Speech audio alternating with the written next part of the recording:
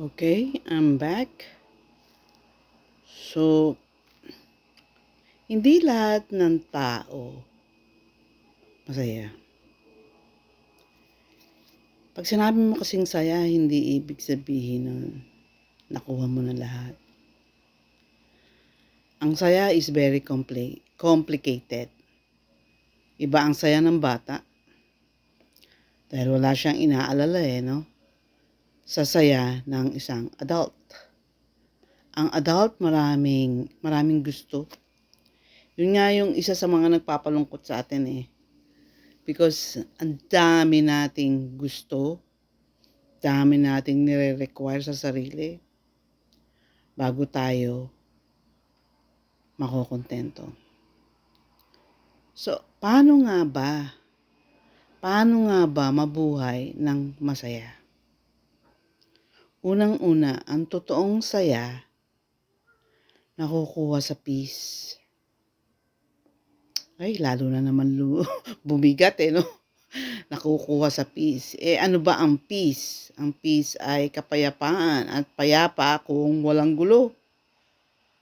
So, ang totoo ito, pag umabot ka na sa age of reason, 7 years old, may problema ka na. Bakit? Madami ka ng tanong. Iniisip mo na kung bakit, kung may kapatid ka, kung bakit yung kapatid mo is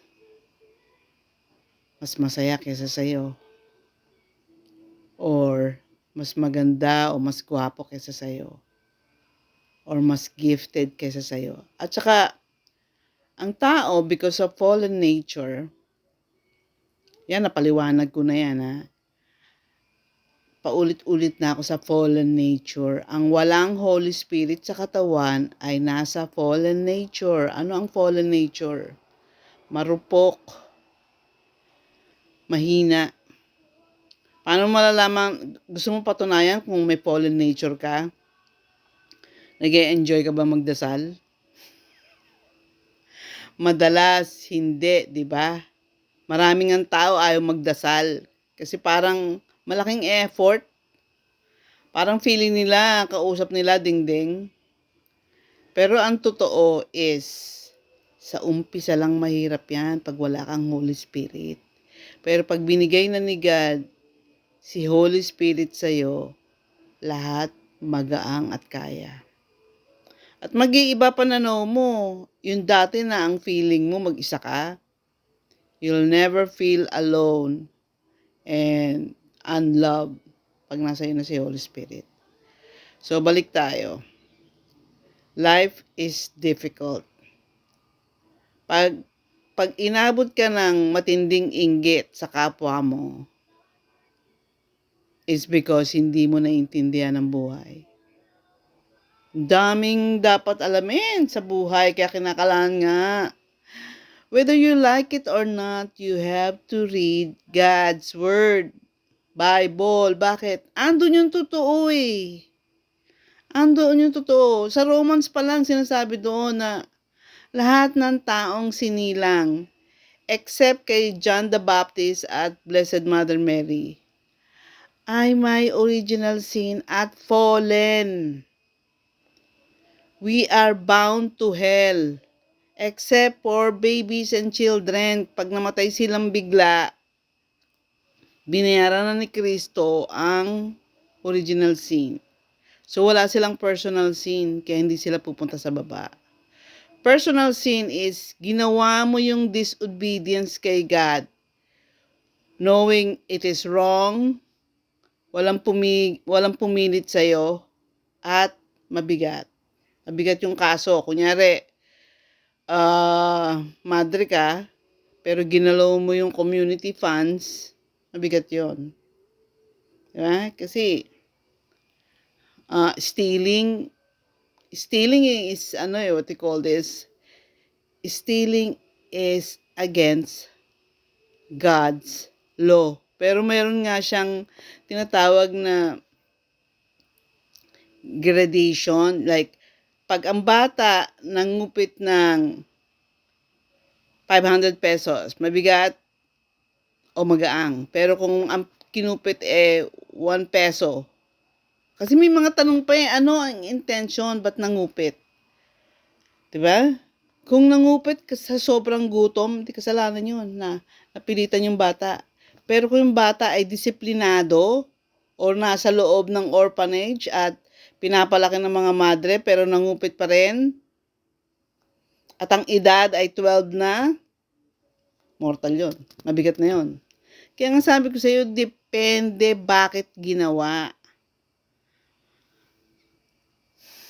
Kung pwede lang no? Kung pwede lang, ayoko na talaga magturo nito Pero ang daming ligaw, ang daming taong hilo. Pinapasok ako ng awa Kaya pati Facebook, nasa Facebook ako. Hilong-hilo ang mga tao dahil wala ngang basic knowledge. Akala nila, hindi ako gumagawa ng masama, hindi ako pupunta sa hell. Very wrong. Kasi yung perception natin ng masama, mali din. Ano ang masama at hindi masama? Mali din yung tingin natin sa mabigat at hindi. Meron kang, what they call this, kaaway, dahil niloko mo, sumama ang loob sa'yo, tapos ayos ka lang, you're doing yourself, what they call this, a big wrong kasi pag mayroon kang mabigat na kasalanan, lahat ng blessing na parating sa'yo is napapatigil.